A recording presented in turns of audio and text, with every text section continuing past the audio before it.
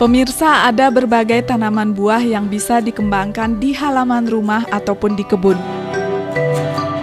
Buah biasanya dijadikan hidangan segar yang dinikmati usai menyantap makanan. Salah satu buah-buahan yang cukup digandrungi oleh masyarakat dengan cita rasa manis yakni anggur. Di Indonesia terdapat beragam jenis anggur yang telah dikembangkan. Namun tahukah Anda, ternyata berbagai jenis anggur impor bisa dikembangkan di Indonesia, khususnya di Kota Denpasar. Meski berada di daerah perkotaan, lahan sawah di wilayah Denpasar ini mampu menghasilkan anggur impor dengan berbagai jenis yang berasal dari berbagai negara. Dari sekian banyak jenis tanaman buah yang bisa dikoleksi di rumah, anggur bisa menjadi pilihan terbaiknya. Asal tahu saja, anggur merupakan tanaman asli Eropa dan Asia Tengah yang kini sudah ditanam di berbagai belahan bumi, termasuk di Indonesia. Anggur memiliki banyak manfaat.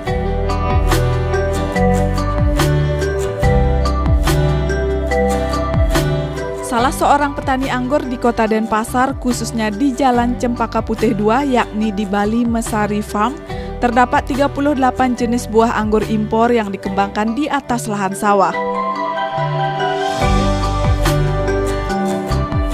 Ia berkebun anggur sekitar 1,5 tahun yang lalu. Hal tersebut bermula ketika berbagi pengalaman dengan sesama teman petani anggur. Hingga akhirnya ia mencoba mengembangkan anggur dan bisa tumbuh normal. Hanya saja saat ini musim penghujan menyebabkan kualitas anggur tidak berkembang dengan baik. Bibit anggur yang ia kembangkan datang dari berbagai negara. Jenisnya ialah Dickson, Ilaria, Ninel, Jupiter, serta beragam jenis anggur lainnya.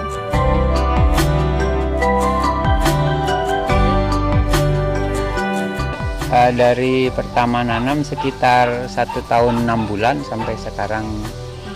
Permulanya itu kan kita iseng-iseng, kebetulan kita ada teman yang memang dia profesional untuk membudidayakan anggur di Bali. Dia sudah punya komunitas dari Sabang sampai Merauke dia.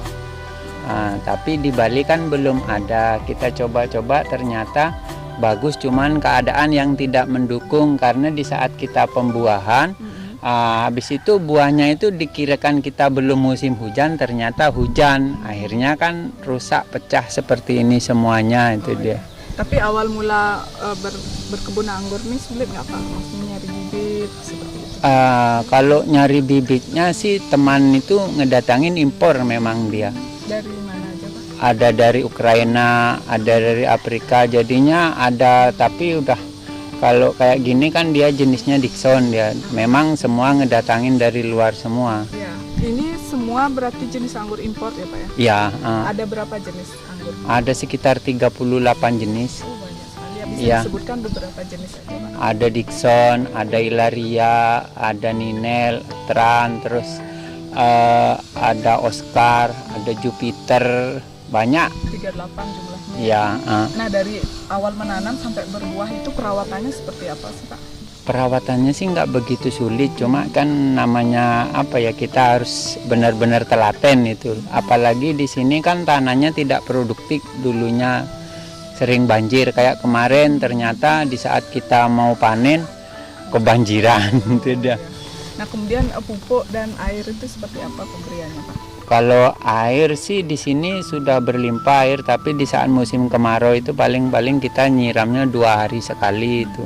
Kalau pupuk yang dipakai pupuk apa? Pupuk yang dipakai pupuk organik aja dari tai kambing, ya, terus sampah-sampah daun anggurnya itu kita jadiin pupuk ya.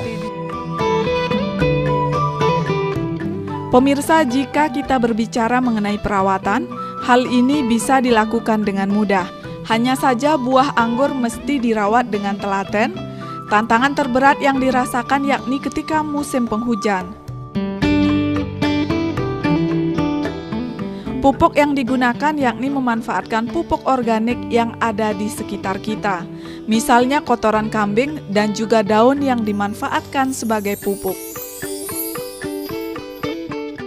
Dari awal mula menanam, anggur berbuah ketika memasuki usia 6 bulan. Keunggulan anggur impor ini adalah memiliki batang bawah yang kuat.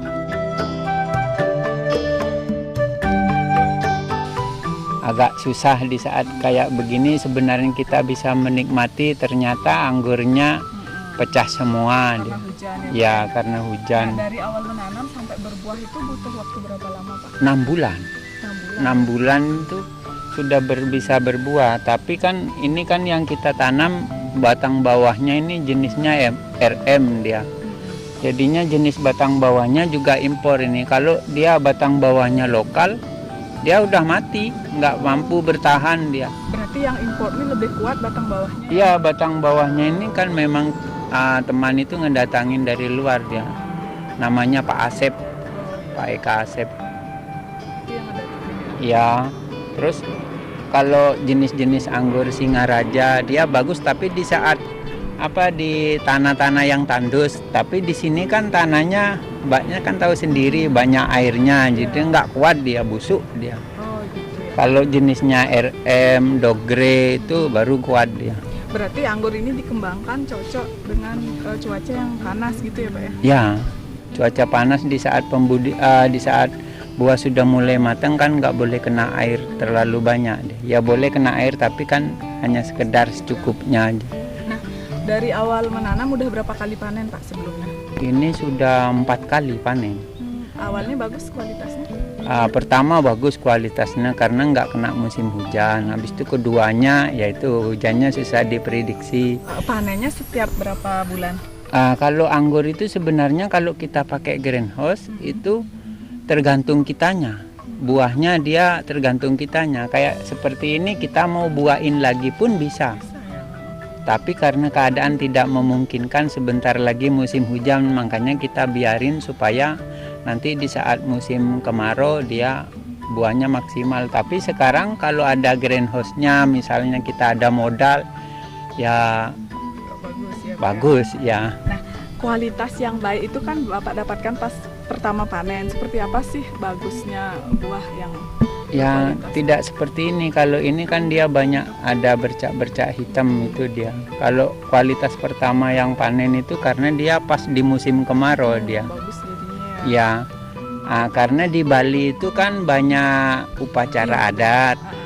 Kita itu tidak mengikuti musim, maunya di saat ada hari raya Galungan. Kayak ini mau hari raya Rainan kan sebenarnya ada buah, tapi ternyata hujan. Ya, Pak. Kalau dari segi rasa bagaimana, Pak, yang berkualitas? Kalau segi rasa yang paling bagus itu anggur jenisnya Jupiter. Jupiter Tran itu dia bagus. Buahnya lebih tahan, kayak ini dia kan lebih tahan dia. Tapi ada yang biarpun kena hujan, kena apa, dia nggak pecah. Jenisnya Jupiter, tapi dia kecil-kecil. Kalau untuk dijual kita rugi. Karena 1 kilo itu isinya banyak. Ringan dia. Kalau yang kayak gini kan 3 dompol ini aja sudah dapat sekilo ya. Dapat sekilo. Tapi kalau kayak gini kan nggak bisa dijual. Berarti dari segi perawatan nggak begitu rumit ya, Pak ya?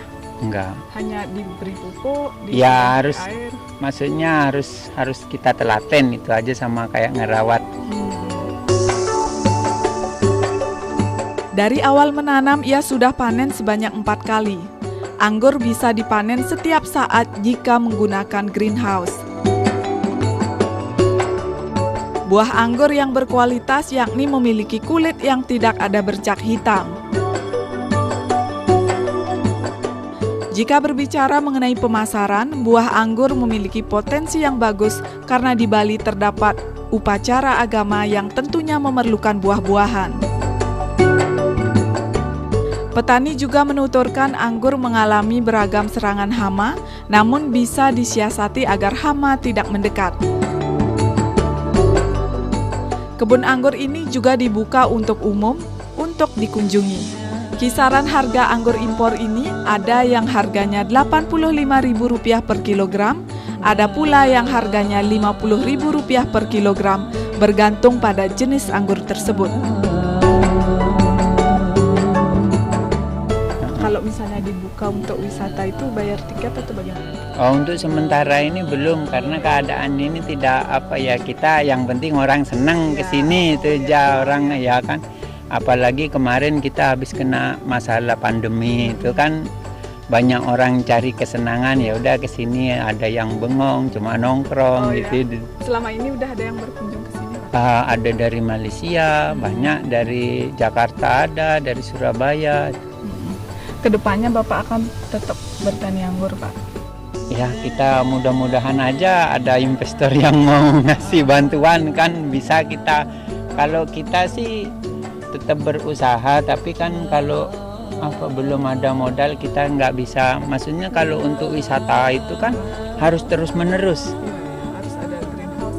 Nah ya, kalau ada greenhouse otomatis kan buah anggur bisa kita tata biar nggak sampai habis lah. Kita kan terus kita buahin, nggak barengan, jadinya kan nggak bakalan habis. Nah kemudian ini bertahannya berapa lama sih anggur ini, Pak, dari berbuah? Kalau bertahan pohonnya itu bisa sampai 50 tahun. Lama ya? Ya, tapi kalau batang bawahnya yang bagus jenisnya Ramsey, Dogre itu kan kuat dia.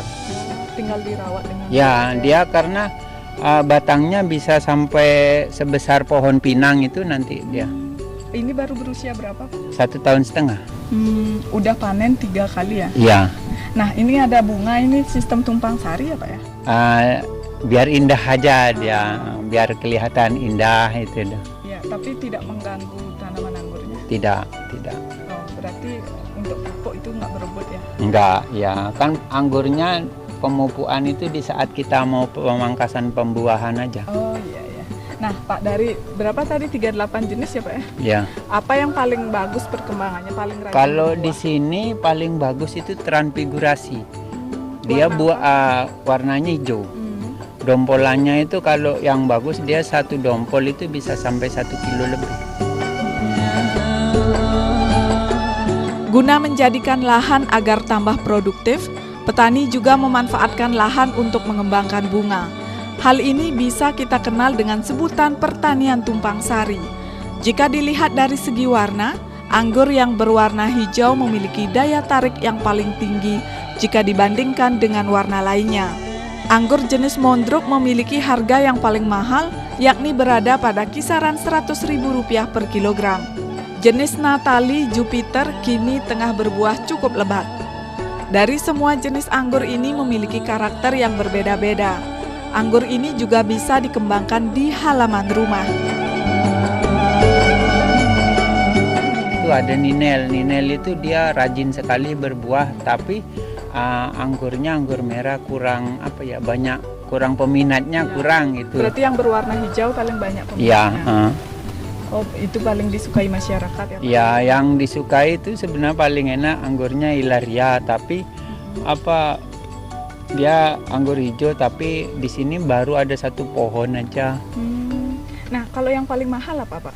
Paling mahal nih, tapi belum berbuah. Apa namanya? Mondruk, jenisnya Mondruk deh. Oh, kalau dijual nanti kisaran berapa kira-kira? Ya, paling kisaran 100.000. Tapi lumayan. karena dia sulit sekali untuk dibuahkan. Oh, agak sulit ya? Ya, dia harus membutuhkan waktu sampai 2 tahun baru bisa berbuah. Oh, lama ya, Pak? Tapi buahnya bisa sampai 4 cm, 5 cm panjang. Sekarang belum ada berbuah ya? Belum ada. Sekarang yang ada buahnya cuma jenis Natali, Jupiter sama Ninel itu aja. Oh, itu yang paling banyak ya. Kemarin banyak sekali, tapi karena juga dipelihara nggak memungkinkan panen, jadinya kita buang aja itu. Daripada ngabisin nutrisinya kan lebih baik kita buang, nih kan banyak berserakan. Memang sengaja kita buang. Oh iya, biar nutrisinya nggak habis gitu ya, Pak? Iya. Oh, dari semua jenis anggur ini karakternya hampir sama atau beda-beda, Pak? Beda-beda. Seperti apa perbedaannya, Pak, secara umum?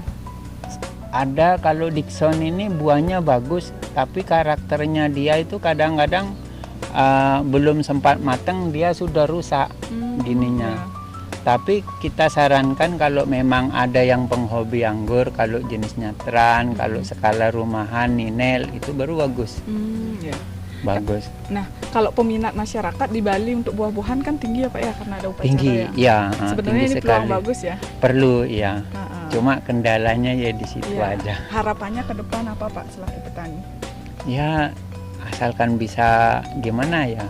Kita kan pengennya sih biar bagus, banyak masyarakat senang, tapi karena keadaan belum bisa mendukung ya kita jalanin aja, itu aja hidup. Berusaha, Pak, ya? Ya berusaha. Kedepannya ia akan tetap mengembangkan pertanian anggur karena memiliki potensi pemasaran yang bagus. Pemirsa, terdapat banyak peluang pertanian di sekitar kita, termasuk di wilayah perkotaan.